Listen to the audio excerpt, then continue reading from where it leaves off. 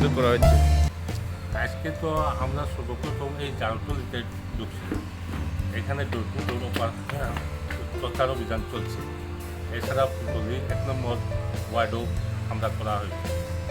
আর সময় তো বাকি আছে, আমরা বহু জায়গা দ্রুত দূর করার পরে মানুষের রিয়াকশন কীরকম দেখাচ্ছে? মানুষের ছাড়া তো আমরা তো ভালোভাবে পেয়ে যাচ্ছি।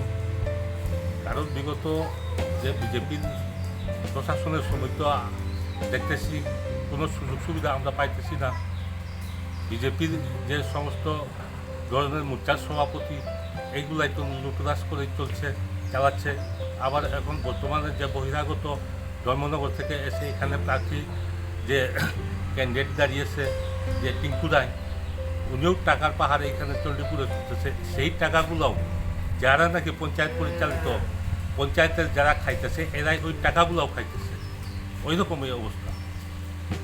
আচ্ছা, যারা এখনও তীব্রমাঠা আসার জন্য অপেক্ষা করছে তাদের কি মেসেজ দেবেন আপনি?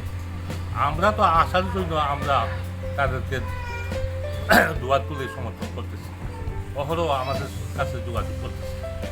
হ্যাঁ, এবার কি মনে হয় কে কে সরকারে আসবে এবার?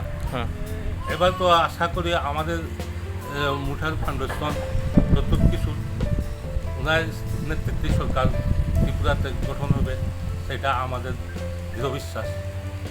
এটা কোন এরিয়া ধরে? এটা চণ্ডীপুর এরিয়া।